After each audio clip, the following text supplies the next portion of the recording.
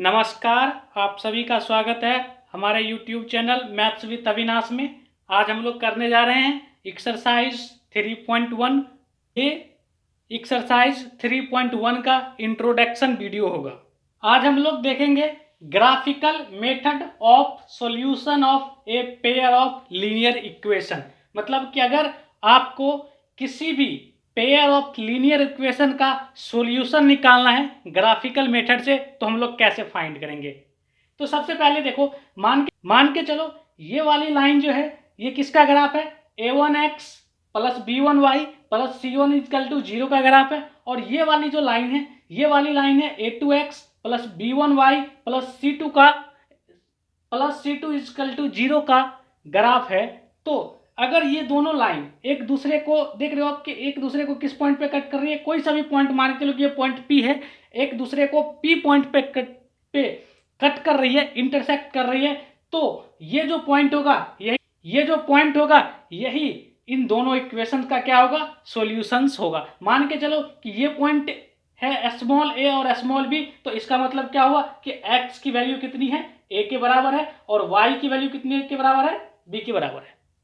यहां से एक चीज आपको ध्यान में रखना है कि ये दोनों ग्राफ जितने बार एक दूसरे को कट करेगी, नंबर ऑफ सॉल्यूशन कितने होंगे, उतने ही होंगे। जैसे कि देख पा रहे हो कि ये दोनों ग्राफ एक दूसरे को एक बार कट कर रही है, तो नंबर ऑफ सॉल्यूशंस कितने होंगे, एक होंगे। और साथ ही साथ ये जो पॉइंट होगा, ये पॉइंट क्या है, ए और बी, तो यही क्या होगा, एक्स की वैल्यू ए हो जाएगी और वाई की वैल्यू क्या हो जाएगी, बी हो जाएगी। उसी को हमने लैंग्वेज में लिखा है कि द लाइन में इंटरसेक्ट एट सिंगल पॉइंट, यानी कि अगर एक जगह पे कट करेगा तो इक्वेशन कितने होंगे, इक्वेशंस के सॉल्यूशन कितने होंगे, एक सॉल्यूशन होंगे। यूनिक सॉल्यूशन का मतलब क्या होता है, एक सॉल्यूशन। और साथ ही साथ इस तरह के पेयर ऑफ लीनियर इक्वेशन को हम क्या बोलते हैं, कंसिस्टेंट पेयर ऑफ इक्वेशन भी बोलते हैं। उसके बाद देखते हैं सेकंड पॉइंट। सेकंड पॉइंट है हमारा, मान के चलो कि ये जो ग्राफ है ये है a1x plus b1y plus c1 equal to 0 का ग्राफ है, और ये जो लाइन है ये ग्राफ है a2x plus b1y plus c2 का ग्राफ है। तो जैसा कि आप देख पा रहे हो कि एक दूसरे को ये कट नहीं कर रही है, तो इस केसेज में क्या होगा, नंबर ऑफ सॉल्यूशन क्या होंगे, 0 होंगे। यानी कि यहाँ पे कोई भी इन दोनों इक्वेशंस का कोई भी सॉल्यूशंस नहीं होगा। और ऐसे केसेस में क्या होंगे, जब नंबर ऑफ सॉल्यूशन, मतलब क्या कि जब इक्वेशन हैज नो सॉल्यूशन, अगर किसी भी इक्वेशन, दो इक्वेशंस के कोई भी सॉल्यूशंस नहीं होंगे, तो ऐसे केसेस में डेफिनेटली क्या होगा, लाइन एक दूसरे के पैरेलल होगा। जब लाइन एक दूसरे के पैरेलल होगा तो वो डेफिनेटली एक दूसरे को कट नहीं कर पाएगी। या फिर ऐसे लीनियर ऑफ पेयर इक्वेशन को हम क्या बोलते हैं, इनकंसिस्ट पेयर ऑफ इक्वेशन। हैं थर्ड पॉइंट पे। थर्ड पॉइंट है हमारा, मान के चलो कि इस लाइन का इक्वेशन है a1x plus b1y plus c1 equal to 0, और इसी लाइन का इक्वेशन है a2x plus b2y plus c2 equal to 0। देखो कि ऐसा हो सकता है कि एक ही लाइन दो इक्वेशंस का ग्राफ हो, तो मतलब क्या कि एक तो मतलब क्या कि एक इसी के ऊपर दूसरा लाइन है, देख पा रहे हो ना आप कि इसी के ऊपर क्या है, दूसरा लाइन है।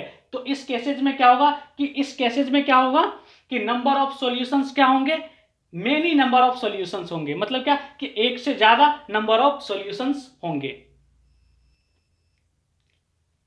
इन्हीं को हम कह सकते हैं कि द लाइन में बी कोइंसिडेंट। मतलब क्या कि एक लाइन के ऊपर अगर दूसरा लाइन हो, मतलब क्या कि एक ग्राफ के ऊपर अगर दूसरा ग्राफ आ जाए, तो इनको हम क्या बोलते हैं कि कोइंसिडेंट बोलते हैं। और ऐसे केसेस में क्या होगा, इन दोनों इक्वेशंस के कितने सॉल्यूशंस होंगे, इनफाइनाइट नंबर ऑफ सॉल्यूशंस होंगे। इनको आप बोल सकते हो या फिर मेनी नंबर ऑफ सॉल्यूशंस होंगे। या ऐसे पेयर ऑफ लीनियर इक्वेशंस को हम क्या बोलते हैं, डिपेंडेंट पेयर ऑफ इक्वेशन बोलते हैं। अब इनको हम एग्जाम्पल से समझते हैं। जैसा कि आपको दिया गया है लीनियर पेयर ऑफ इक्वेशंस दिए गए हैं, इनका आपको सॉल्यूशन फाइंड करना है। किस मेथड से? ग्राफिकली मेथड से। तो सबसे पहले आपको क्या करना होगा, इन दोनों इक्वेशंस का ग्राफ खींचना होगा। ग्राफ खींचने के लिए हमने पिछले क्लास में आपको बताया था कि ग्राफ खींचने के लिए सबसे पहले आपको टेबल बनाना होगा दोनों ही इक्वेशंस का। टेबल में क्या चाहिए आपको, x और y की मिनिमम कितनी वैल्यू चाहिए, 2 वैल्यू चाहिए। तो देखो कि सबसे पहले इक्वेशन 1 के लिए मैं टेबल बना रहा हूं। इक्वेशन 1 के लिए टेबल बनाने के लिए हमें सबसे पहले क्या करना होगा, एक बार x को 0 रखना होगा। देखो अगर हमने x को 0 रखा इक्वेशन 1 में, तो x को हमने 0 रखा तो y की वैल्यू कितनी आ गई, 5। और दोबारा से फिर से क्या करना पड़ेगा, एक बार y को 0 रखना होगा। तो देखो कि अगर हमने y को 0 रखा तो x की वैल्यू कितनी आ गई, 5 निकल के आ गई। मिनिमम 2 वैल्यू हमें चाहिए, दोनों ही मिल चुका है। अब यही चीज हम क्या करेंगे, इक्वेशन 2 के लिए भी करेंगे। तो देखो इक्वेशन 2 में अगर मैं x की वैल्यू 0 रखूं, देखो x की वैल्यू 0 रखूं तो 0 माइनस वाई इजकल टू कितना हो जाएगा, -5। तो इसका मतलब माइनस वाई इजकल टू कितना आ गया, 5 आ गया। तो यहां से y इजकल टू कितना आ गया, -5। तो देखो कि इक्वेशन 2 के लिए मैं टेबल तैयार कर रहा हूं। अगर मैंने x की वैल्यू क्या रखा, 0 रखा। आपने देखा कि अगर हमने x की वैल्यू 0 रखा तो y की वैल्यू कितनी आ गई, -5। उसके बाद अगर मैं y की वैल्यू इक्वेशन 2 में रखूं तो y की वैल्यू अगर इक्वेशन 2 में रखूं तो x -0 इजकल टू कितना, 5। तो x की वैल्यू कितनी मिल रही है हमें, 5 मिल रही है। तो इसका मतलब क्या कि अगर मैं y 0 रखूं तो x हमारा कितना निकल के आ जाएगा, 5। तो यहां से आप देख पा रहे हो कि दोनों ही इक्वेशंस के लिए हमारा टेबल बन के तैयार है। अब हम इसका ग्राफ खींचेंगे। तो ग्राफ खींचने के लिए आपको क्या करना पड़ेगा, सबसे पहले इस पॉइंट को लोकेट करना पड़ेगा। तो देखो सबसे पहले x0 और y5। तो देखो x0 हमेशा किस पे होता था, y एक्सिस पे होता था, और y आपको 5 लेना है। तो मतलब कौन सा पॉइंट है, ये वाला जो पॉइंट है, ये पॉइंट है हमारा कितना, 0 और 5। और उसके बाद क्या करना है आपको, y0 और x5 लेना है। तो y0 हमेशा किस पे होता था, x एक्सिस पे, और 5 लेना है। तो ये कौन सा पॉइंट हो जाएगा, ये वाला जो पॉइंट है, यही हमारा क्या है, 5 और 0। तो इन दोनों पॉइंट को हम क्या कर देंगे, मिला देंगे। तो यहां से हमारा इक्वेशन 1 का जो ग्राफ है ये हमारा निकल के आ चुका है। ये ग्राफ किसका था, x + y = 5 का। उसके बाद सेकंड का ग्राफ खींचने के लिए क्या करना होगा हमें, x0 y -5 लेना है। तो y -5 कहां पे होगा, देखो आप नीचे ये वाला पॉइंट है, ठीक है। उसके बाद फिर से आपको क्या करना है, ये वाला पॉइंट क्या है, 0 और -5। उसके बाद y0 x5। तो y0 किस पे, हमेशा x एक्सिस पे, और वो x कितना, 5। तो देखो यही पॉइंट है हमारा। तो अब क्या करना होगा, हमें इन दोनों पॉइंट्स को क्या करना होगा, मिला देना होगा। तो आप देख पा रहे हो कि दोनों ही इक्वेशंस का ग्राफ जो है किस पॉइंट पे कट कर रही है, इस पॉइंट पे कट कर रही है। जहां पे भी कट करे वही इसका क्या होगा, सॉल्यूशंस होगा। तो किस पॉइंट पे कट कर रही है, यहां पे कट कर रही है। तो इसका मतलब क्या, ये पॉइंट क्या है, x और y, ये पॉइंट क्या है, 5 और 0। तो इसका मतलब x की वैल्यू कितनी है, 5 के बराबर है, और y की वैल्यू कितनी के बराबर है, 0 के बराबर है। और देख पा रहे हो आप कि दोनों एक ही बार कट किया है, तो इसी के लिए नंबर ऑफ सॉल्यूशंस भी कितने होंगे, एक ही होंगे। इनको एक और एग्जांपल से हम समझते हैं। सेकेंड है हमारा 2x + 3y = 9, 4x + 6y = 18। आपको क्या करना है, सॉल्यूशंस फाइंड करने हैं, किस मेथड से, ग्राफिकली मेथड से। तो सबसे पहले ग्राफ खींचेंगे दोनों इक्वेशंस का, और ग्राफ खींचने के लिए आपको क्या करना होगा, दोनों ही इक्वेशंस का पहले टेबल तैयार करना होगा। तो हम पहले टेबल इनका बनाते हैं। तो इक्वेशन 1 का टेबल बनाने के लिए आपको क्या करना पड़ेगा, एक बार x को 0 रखना पड़ेगा। तो x को अगर हमने 0 रखा तो देख सकते हो आपकी y की वैल्यू कितनी आ गई, 3 आ गई। उसके बाद आपको क्या करना पड़ेगा, एक बार y को 0 रखना पड़ेगा। तो जैसे ही आप y को 0 रखोगे तो x की वैल्यू इक्वेशन 1 में, तो देखो कि अगर आप y को 0 रखोगे तो 2x + 3 × 0 = कितना, 9। तो यहां से x की वैल्यू कितनी निकल के आ जाएगी, 4.1। तो आप देख पा रहे हो x0 तो y3, और y0 तो x कितना, 4.5। उसके बाद आपको क्या करना होगा, इक्वेशन 2 के लिए आपको टेबल बनाना होगा। तो टेबल बनाने के लिए आपको क्या करना होगा, एक बार x को 0 और एक बार क्या, y को 0 रखना होगा इक्वेशन 2 में। तो इक्वेशन 2 के लिए आप देखो कि अगर x हमने 0 रखा तो y की वैल्यू कितनी निकल के आ गई, 3 निकल के आ गई। और अगर y हमने 0 रखा, देखो y हमने 0 रखा इक्वेशन 2 के लिए, तो x कितना निकल के आ गया, 4.5 निकल के आ गया। तो देखो दोनों ही इक्वेशंस के लिए हमारा टेबल तैयार है। अब हम क्या करेंगे, इनका ग्राफ खींचेंगे। तो देखो कि ग्राफ खींचने के लिए क्या करना पड़ेगा, पहले इस पॉइंट को हमें लोकेट करना होगा। तो देखो आपकी कैसे लोकेट करोगे, सबसे पहला है हमारा क्या, सबसे पहला है x0 और y3। तो x0 हमेशा किस पे, y एक्सिस पे, और y कितना लेना आपको, 3 लेना है। तो कौन सा पॉइंट है, ये वाला पॉइंट है। उसको ये कौन सा पॉइंट है, x0 और y3। उसके बाद आपको फिर से क्या करना है, y0 और x 4.5 लेना है। तो देखो y0 हमेशा किस पे, x एक्सिस पे, और 4.5 लेना है x। तो देखो किस 4.5 कहाँ पे होगा, 4 और 5 के बीच में ही तो कहीं पे होगा ना 4.5, मिड में। तो मतलब ये जो पॉइंट है ये क्या है, 4.5 और 0। तो यहां से आपको क्या करना है, आपको इन दोनों ही इक्वेशंस, इन दोनों ही पॉइंट को आपको क्या करना होगा, मिला देना होगा। तो इसका मतलब ये जो ग्राफ है ये किसका ग्राफ है, 2x + 3y = 9 का ग्राफ है। उसके बाद सेकंड ग्राफ हम खींचते हैं इसी में। तो देखो सेकंड को खींचने के लिए क्या करना होगा, x0 और y3। तो देखो यही पॉइंट है x0 और y3। उसके बाद फिर क्या, y0 और x 4.5। तो देखो यही पॉइंट है। तो इसका मतलब क्या कि सेकंड ग्राफ का भी जो इक्वेशन होगा यही लाइन होगा, यानी कि इसी के ऊपर होगा। मतलब क्या कि इसी के ऊपर होगा। तो देख सकते हो यही लाइन किसका ग्राफ, यही लाइन किस इक्वेशंस का ग्राफ है, 4x + 6y = 18 का ग्राफ है। तो यहां से आप देख पा रहे हो कि एक लाइन पे दूसरा लाइन आ गया। तो अभी हमने केस 3 में पढ़ा था कि जब ऐसा केसेस हो जाए तो नंबर ऑफ सॉल्यूशंस कितने होंगे, नंबर ऑफ सॉल्यूशंस कितने होंगे, इनफाइनाइट, या फिर क्या बोल सकते हो कि मैनी सॉल्यूशन। तो यहां से आप x की क्या बोल सकते हो, x और y की बहुत सारी वैल्यू है, स्पेसिफिक कोई एक वैल्यू नहीं है, बहुत सारी वैल्यू है।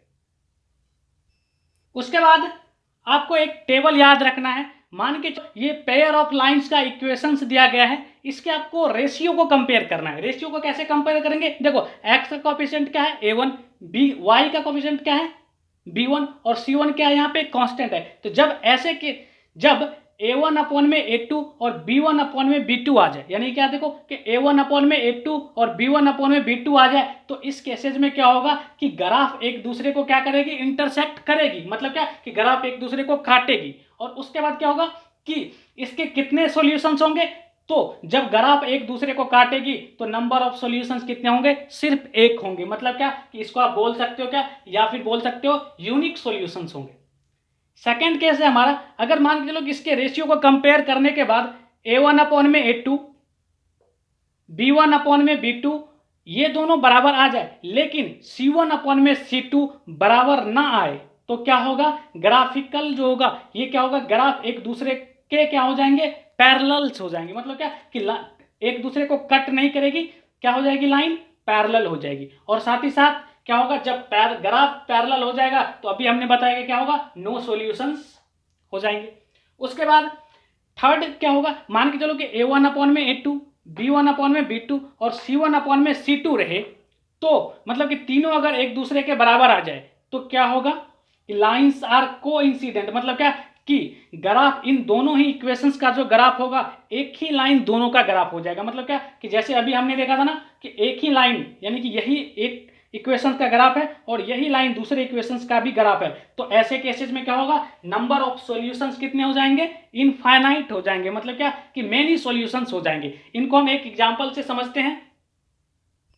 जैसे कि एक दिया गया आपको पेयर ऑफ लीनियर इक्वेशंस दिए गए हैं, इसके मैं रेशियो को पहले कंपेयर करता हूं। तो देखो कि अभी हमने बोला a1 में a2, तो देखो a1 x है और x में मल्टीप्लाई क्या है, 1 ही है। तो मतलब क्या 1 a1 हो गया, इसका क्या 1, a1 में a2, तो a2 के जगह पे देख पा रहे हो क्या है 3, तो 1 में 3। उसके बाद फिर क्या b1 में b2, तो देखो b1 के जगह पे कितना है -2 और b2 के जगह पे कितना है -4। तो देख पा रहे हो कि ये दोनों एक दूसरे के बराबर नहीं है। तो इसका मतलब क्या कि इसका ग्राफिकल रिप्रेजेंटेशन जो होगा वो क्या होगा, इंटरसेक्टिंग होगा, इंटरसेक्टिंग 30 मतलब क्या कि ग्राफ एक दूसरे को कट करेगी। इन दोनों ही इक्वेशंस का ग्राफ क्या होगा, एक दूसरे को कट करेगी। अगर इन दोनों इक्वेशंस का ग्राफ एक दूसरे को कट करेगी तो इसका जो सॉल्यूशंस होगा वो कितना होगा, यूनिक सॉल्यूशन होगा, यूनिक सॉल्यूशंस होगा। या फिर आप बोल सकते हो क्या कि नंबर ऑफ सॉल्यूशन कितने होंगे, एक होंगे। जैसे कि सेकेंड एग्जांपल से हमारा 2x + 3y - 9 = 0, 4x + 6y - 18 = 0। तो सबसे पहले हम इनके रेशियो को कंपेयर करते हैं। तो देखो a1 की जगह पे कितना है 2, ये रहा a1 अपॉन में a2, तो a2 की जगह पे कितना है 4, ठीक है। उसके बाद देखो कि b1 की जगह पे कितना है 3 और b2 की जगह पे कितना है 6, ठीक है। c1 की जगह पे कितना है -9 और c2 की जगह पे कितना है -18। अब आप देखो कि क्या 2/4 क्या हो सकता है 1/2 हो सकता है, बिल्कुल कट के हो जाएगा। 3/6 कितना हो जाएगा 1/2 हो जाएगा, बिल्कुल हो जाएगा। उसके बाद देखो कि ये माइनस खत्म, 9/18 कितना हो जाएगा 1/2 हो जाएगा। तो यहां से देख पा रहे हो कि ये तीनों एक दूसरे के क्या हो गया, इक्वल हो गया। मतलब क्या कि तीनों जब इक्वल हो जाए a1/a2, b1/b2 और c1/c2, तो इसका ग्राफिकल रिप्रेजेंटेशन क्या हो जाएगा, line are coincident, line are coincident. मतलब क्या कि एक ही लाइन दोनों इक्वेशंस का ग्राफ हो जाएगा। और ऐसे केसेस में नंबर ऑफ सॉल्यूशंस कितने होंगे, इनफाइनाइट, इनफाइनाइट या फिर क्या बोल सकते हो मेनी सॉल्यूशंस। इसी में तीसरा एग्जांपल देखते हैं, इनके रेशियो को कंपेयर करते हैं। तो देखो ये कितना है, a1 की जगह पे कितना है 2 और a2 की जगह पे कितना है, x का मल्टीप्लाई क्या है 1 है, तो a1/a2 कितना हो गया 2/a1। उसके बाद b1/b2, तो देखो b1 की जगह पे कितना है 4 और b2 की जगह पे कितना है 2।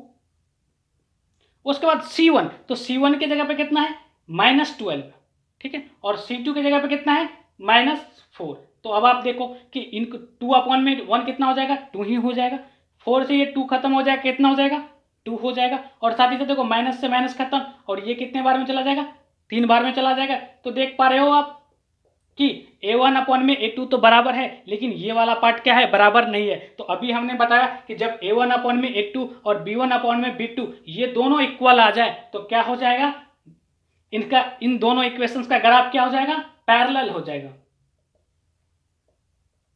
और साथ ही साथ जैसे ही इसका ग्राफ पैरेलल हो जाएगा तो नंबर ऑफ सॉल्यूशंस कितने हो जाएंगे, नो सॉल्यूशंस, क्योंकि ग्राफ कट ही नहीं कर पाएगी, इसी के लिए सॉल्यूशंस इनका नहीं होगा। यहां से हमारा इंट्रोडक्शन वीडियो खत्म होता है। अगले क्लास में हम लोग करेंगे एक्सरसाइज 3.2।